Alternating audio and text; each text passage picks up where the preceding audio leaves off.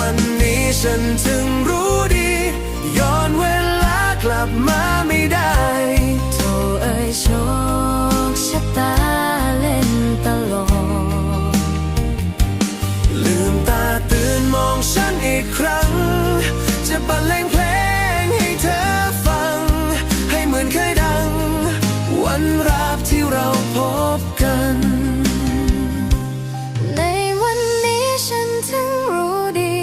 ย้อนเวลากลับมาไม่ได้โธ่เอ้ยโชคชะตาเล่นตลกลืมตาตื่นมอง